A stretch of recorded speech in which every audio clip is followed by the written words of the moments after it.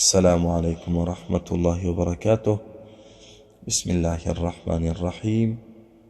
بعد از وفات یوشع ابن نون علیه السلام، پیغمبر دیگری را الله متعال فرستاد. حزقیل علیه السلام بود. حزقیل علیه السلام بنی اسرائیل را امر به جهاد کرد، ولی اکثر آنها اطاعت نکردند. پس الله متعال بر آنها بیماری فرستاد، بیماری که گذرنده بود. اعوذ بالله من الشیطان الرجیم. الم تر الى الذين خرجوا من ديارهم وهم الوف حذر الموت فقال لهم الله موتوا ثم احياهم ان الله لذو فضل على الناس ولكن اکثر الناس لا يشكرون. آیا ندیدید کسانی را که از ترس مرگ از خانه های خود بیرون شدند، در حالی که هزاران نفر بودند؟ پس خداوند با آنان گفت بمیرید، سپس آنها را زنده کرد. همانا خداوند بر مردم بخشش و فضل دارد، ولی بیشتری مردم شکر را بجا نمی آورند. مفسرین قرآن میگویند این آیه درباره قوم بنی اسرائیل و پیغمبرشان حزقیل علیه السلام است.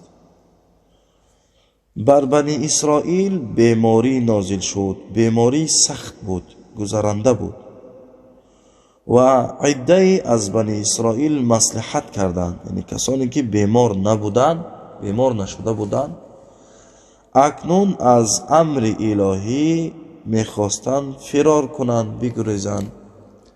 مصلحت کردند که از این دهات میبراییم و به دیگر جا میرویم. پس آنها دهات را ترک کردند و به جای دیگری رفتند و در آنجا زندگی میکردند. ولی به امر الهی بیماری در بین آنها پهن شد و همه آنها بیمار شدند. پس وقتی فهمیدند که مرگ نزدیک است، مصلحت کردند گرد و اطراف خود را دیوار میکنند تا که وقتی وفات کردند جسد آنها را حیوانات نخورد.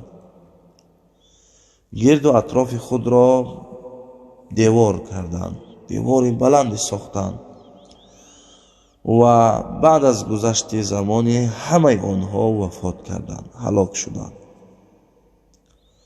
چند سال از بین گذشت.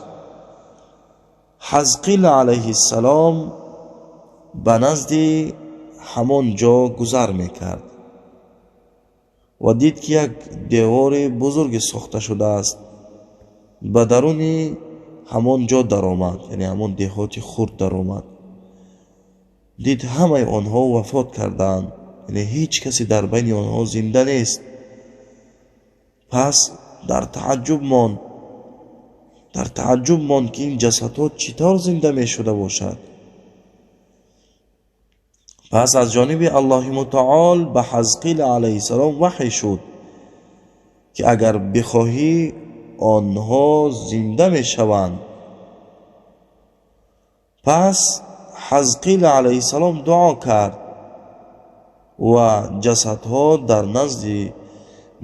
نزد او زنده شدند و از جای خود خیستند همه آنها.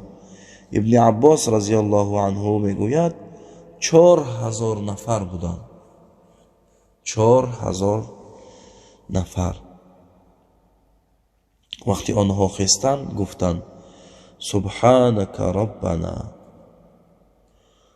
و همه این 4000 نفر برگشتند به دهات خود و در آنجا باز وفات کردند. یعنی این یک معجزه الهی بود، یک معجزه الهی بود که اولا به حزقیل علیه السلام نشان داده شد و بعد به قوم بنی اسرائیل و کسانی که در آن دهات از آن دهات نگریختند و زنده ماندند، با آنها الله متعال نشان داد که چطور مرده را زنده میکند و وقتی که بیماری میآید از بیماری در جایی که بیماری آمده است نباید انسان از آنجا بیرون شود.